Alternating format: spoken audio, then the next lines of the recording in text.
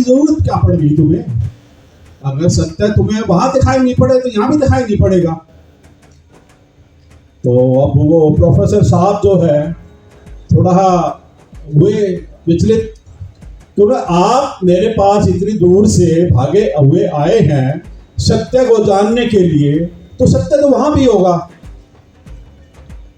अगर तुम्हें सत्य वहां दिखाई नहीं पड़ रहा तो यहां भी कैसे दिखाई पड़ेगा? या तो तुम अंधे हो, या तुम्हारे अंदर जो ज्ञान है उससे तुम अंधे बने हुए हो।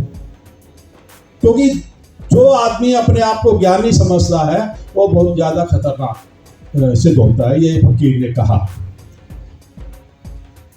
तो फकीर ने कहा कोई बात नहीं, आप आए हैं तो बैठो, मैं तुम्हारे लिए थोड़ी चाय बना देता हूँ, गर्मी में आए हो, थके हारे हो। अब प्रोफेसर ने सोचा कि ये आदमी चाय पिला के मुझे कौन सा ज्ञान देंगे। फिर वो फकीर ने कहा कोई बात नहीं, चाय पीते हुए आपको हो सकता है जो जानना चाहते हैं वो आप वो भी जान जाओगे। फिर वो प्रोफेसर साहब ने सोचा मैं तो बेकार ही आया यहाँ पे।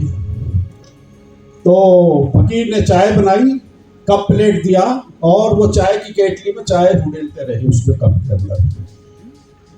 कप भर गया, चाय केटली में गिरने लगी, प्लेट में, प्लेट भी भर गई और चाय जैसे ही बाहर निकलने की थी प्रोफेसर चिल्लाए, अरे क्या कर रहे हो, चाय बाहर निकल जाएगी। तो फकीर ने कहा वो चाय तुझे दिखाई दे रही है कि बाहर निकल जाएगी, लेकिन तब तुम्हारे दिमाग में जो भरा हुआ है वो दिखाई नहीं दे रहा और सत्य को तुम जानने चले हो। तो मेरा बस इतना ही है कि अभी हम जो सुनने आए हैं जल्दी साहब को, तो हमें अपने पहले दिमाग में जो है वो एक तरफ करना है और फिर उसको ध्यान से सुनना है, समझना है। धन्यवाद। अब मैं जल्दी साहब से रिक्वेस्ट करूंगा कि अपना मार्गदर्शन करें।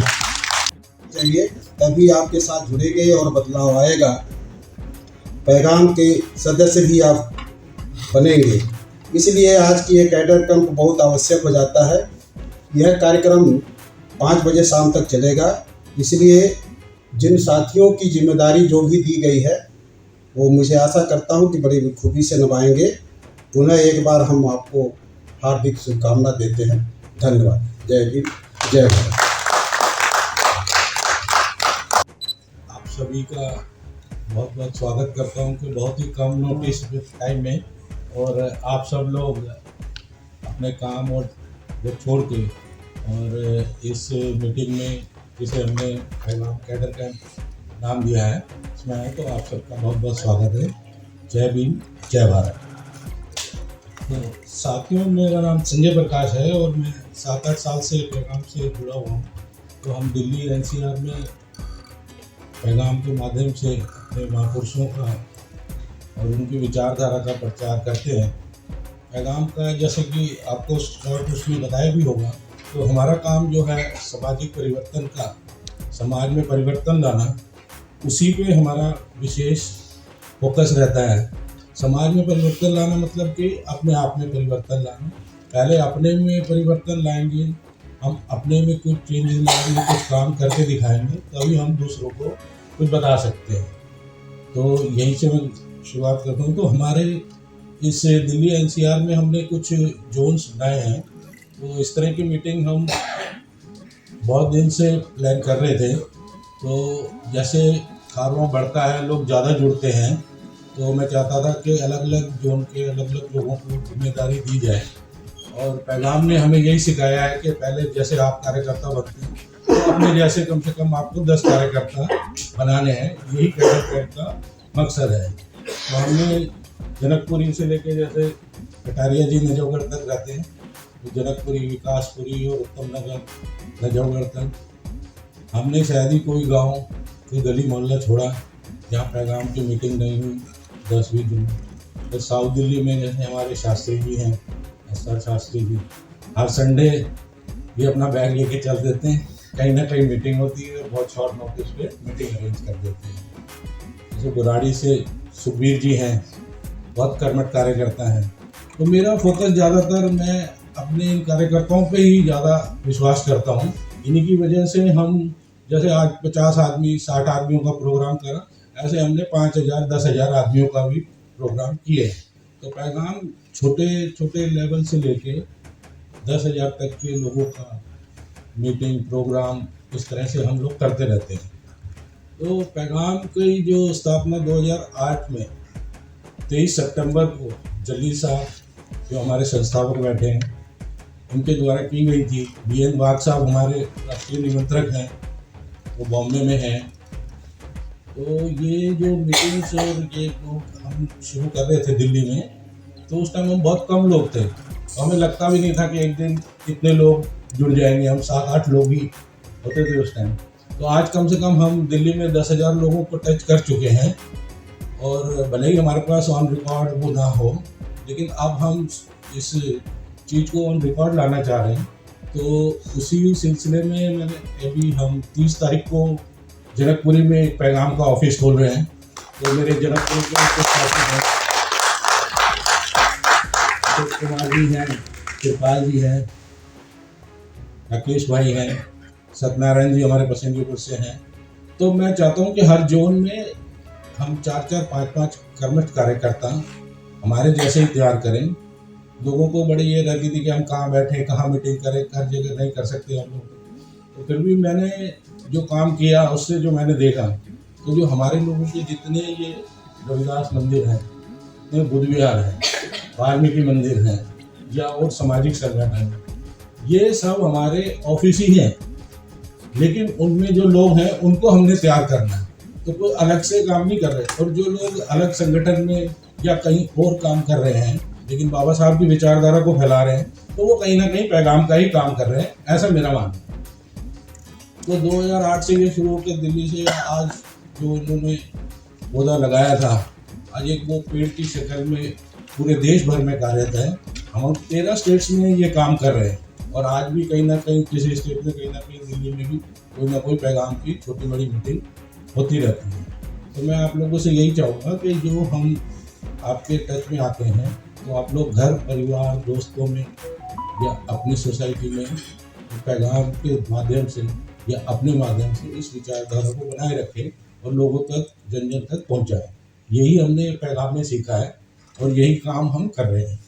मेरा काम तो, मैं ज़्यादा अच्छा वक्ता नहीं हूँ, तो लेकिन मेरा काम सिर्फ इतना ही है कि आप लोगों के लिए मीटिंग अरेंज करना, अलग अलग जगहों से जो कर्मठ कार्यकर्ता है उनको एक जगह इकट्ठा करना। जैसे मोतियों की माला होती है, तो वो माला एक एक मोती जोड़ते हैं, लेकिन मेरा उसमें काम एक धागे का है।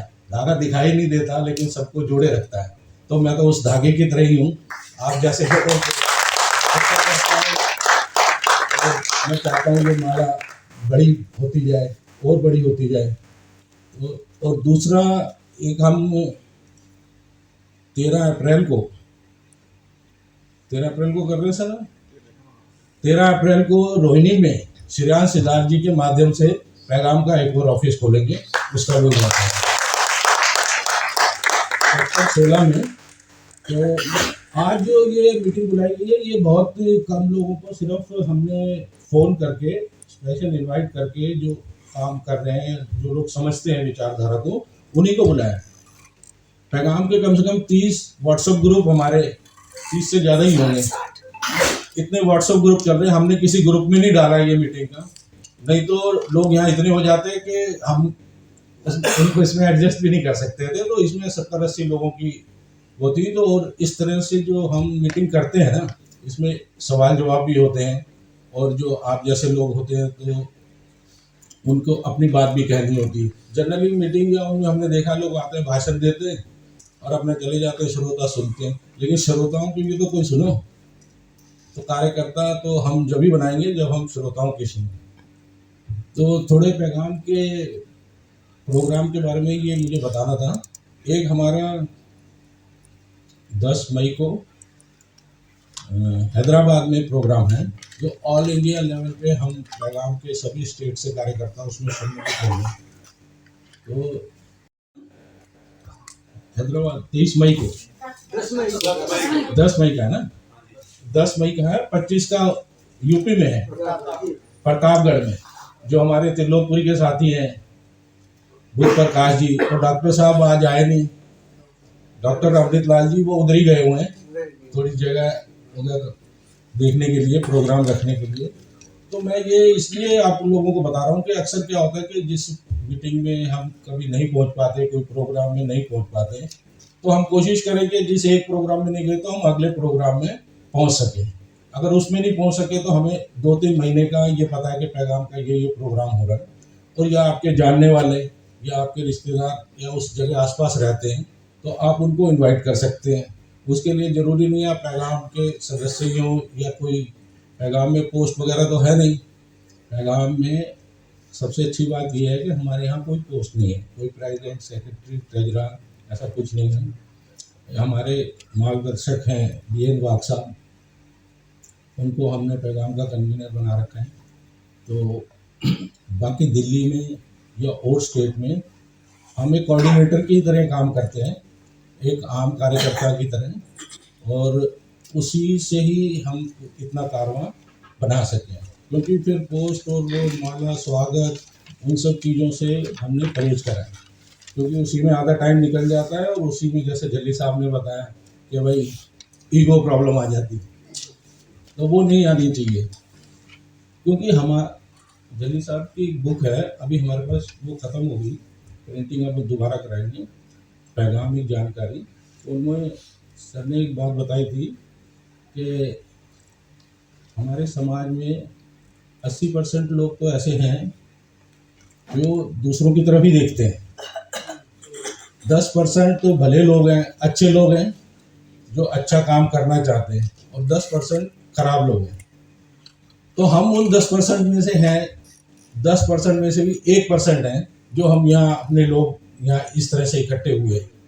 तो हमारी जिम्मेदारी, बुद्धिजीवियों की, पढ़े लिखों की, हमारी जिम्मेदारी और ज़्यादा बनती है कि हम अपने समाज को